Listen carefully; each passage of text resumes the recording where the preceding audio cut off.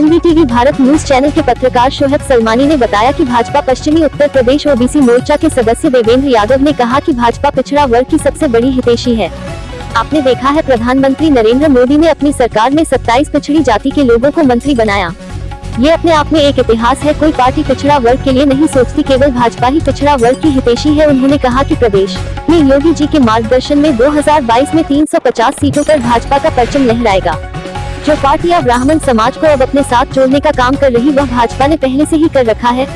ब्राह्मण समाज भाजपा के साथ है। अन्य पार्टियों के पास कोई मुद्दा नहीं चुनाव लड़ने के लिए, तो ब्राह्मणों को लुभाने का काम कर रही है। और ब्राह्मण समाज सब जानता है कौन हमारा हितैषी है, कौन हमारा हितैषी नहीं है। 2022 में योगी जी नेतृत्व में 350 सीटों पर चुनाव जीतकर परचम लहराएगी भाजपा। आइए दिखाते हैं मीडिया से बात करते हुए भाजपा पश्चिमी उत्तर प्रदेश ओबीसी मोर्चा के सदस्य देवेंद्र यादव ने क्या कहा।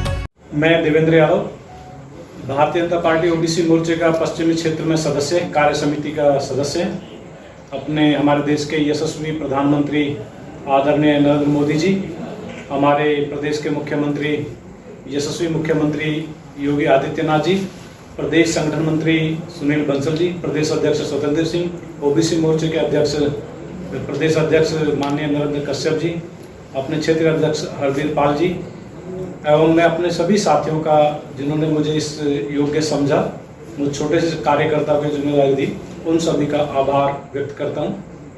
अभी जल्दी हाल ही में जो है नरेंद्र मोदी जी जो है पिछड़ा वर्ग को दिल्ली में राष्ट्रीय सम्मेलन होने जा रहा है, उसको संबोधित करने की सूचना मिल रही है। उस तरीके से आप किस तरीके से भीड़ लेके पहुंचेंगे वहाँ पर? देखिए, अपने देश के प्रधानमंत्री आदरणीय नरेंद्र मोदी साहब ने जो पिछले वर्ग के लिए किया है, ऐसा आपसे पहले कभी देश में ना हुआ, ना कल्पना की जा सकती।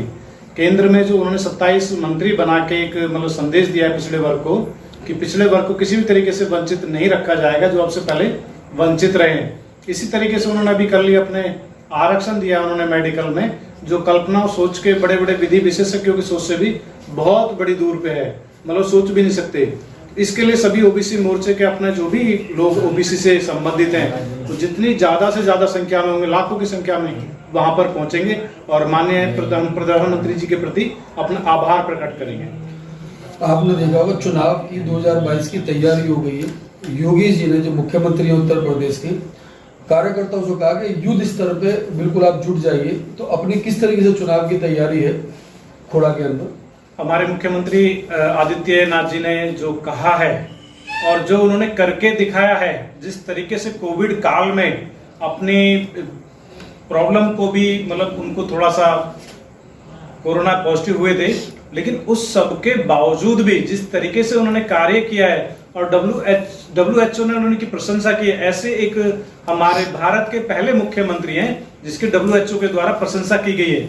उनके द्वारा जो कार्य किए गए हैं, ये अपने आप में एक युद्ध स्तर पे कार्य किए गए हैं। और इसी तरीके से प्रत्येक समाज में, प्रत्येक व्यक्ति में, सभी के मन में ये है कि अब हम सबको 325 से आगे बढ़ के जाके आदरणीय योगी आदित्यनाथ जी को दोबारा उन सबका, हम सभी का कर्तव्य है कि मुख्यमंत्री के रूप में ज्यादा सीटें से जिता के भेजेंगे। आपने देखा होगा यूपी बोर्ड का 10th और 12th का रिजल्ट आ गया है। आगे भविष्य बच्चों के लिए क्या संदेश आप इसमें देना चाहेंगे? प्रदेश का जो नेतृत्व है आज की डेट में सही हाथों में है, और वो शिक्षा को लेके, और प्रत्येक देखा होगा आपने, अगर कुंभ में जिस तरीके से हमारे बिल्कुल पिछड़ा अपना समाज हम मानते हैं, जिस तरीके से वो सारा गंदगी का साफ सफाई का काम वो सब करते हैं, हमारे देश के प्रधानमंत्री ने वहां पे दिखाया कि हम किसी को भी अपेक्षित नहीं समझते। जिस तरीके से उन्हें सम्मान देके उनको आगे लेके आए, अपने देश की अपना मुख्य धारा से जुड़ा है, उसी तरीके से जो बच्चे हैं उनके स्वर्ण भविष्य के लिए देखते हुए मेडिकल के अपने प्रदेश में प्रत्येक जिले में एक मेडिकल कॉलेज की व्यवस्था की जा रही है। उसी तरीके से कॉलेज बढ़ाए जा रहे हैं और उनको एक अच्छा शिक्षा का वातावरण मिले, इसके लिए पूरे अपने हमारे जो आदित्यनाथ योगी जी हैं उसके लिए पूरी तरीके से प्रयासरत हैं। उन बच्चों का भविष्य सुंदर होगा, कॉलेज की संख्या बढ़ेगी और आगे रोजगार भी उनको दिए जा रहे हैं। चुनाव की तैयारी चली है 2022 की, जब से बसपा ने ब्राह्मण बैठकें और मीटिंगें यूपी में चालू करी है, सभी पार्टियों ने ब्राह्मणों को लुभाने के लिए संगठन में सक्रियता बढ़ गई है। ब्राह्मणों को लुभाने के लिए सब मीटिंगें कार्यक्रम किए जा रहे हैं, सभी पार्टियां इसमें जुटी हुई हैं। ऐसा क्यों हो रहा है कि ब्राह्मण बसपा की घोषणा करते ही सपा भी, कांग्रेस भी, भाजपा भी ब्राह्मणों को लुभाने के लिए ब्राह्मण तक कार्य करने में, संगठन में कार्यक्रम शुरुआत कर दी है? इसमें क्या कहना चाहेंगे आप? दरअसल आप सभी ने देखा होगा कि जो हमारा एक ब्राह्मण समाज है वो शिक्षित है, जागरूक है। और देखिए जब किसी के पास कुछ करने के लिए नहीं बचता है, कोरोना काल में उन लोगों ने कोई ऐसा कार्य नहीं किया। बीजेपी के एक कार्यकर्ता ने डोर टू डोर जाके जो अपने गरीब हैं, परेशान हैं, उनके राशन की चिंता किए, उनको हॉस्पिटल पहुंचाने की चिंता किए, और किसी के अंतिम संस्कार की कोई आवश्यकता है तो बीजेपी कार्यकर्ता ने उस सब में बढ़ चढ़ के हिस्सा लिया है। ये विपक्ष जो है बिल्कुल मुद्दा विहीन हो गया है, इनके पास कोई मुद्दा नहीं रहा है। पहले इनकी सरकार रही है, इनके पास कौन सी उपलब्धि जो इन्होंने ब्राह्मणों को विशेष दर्जा देके या किसी तरीके से आगे किया है। ये आज देश के अपने प्रबुद्ध नागरिकों को गुमराह करना चाहते हैं, इनकी कोई चाल कामयाब नहीं होने वाली है। हमारा ब्राह्मण समाज पूरी तरीके से बीजेपी के साथ था, और उससे भी ज्यादा ताकत के साथ योगी आदित्यनाथ जी के नेतृत्व में और माननीय प्रधानमंत्री नरेंद्र दामोदर जी के नेतृत्व में पूर्ण उनकी आस्था है और विश्वास है। उन्हें पता है कि देश जिस तरीके से तरक्की कर रहा है, इन्हीं महापुरुषों के संरक्षण में देश तरक्की करेगा। बाकी सब गुमराह करने वाले और इससे ज्यादा कुछ नहीं होने वाला।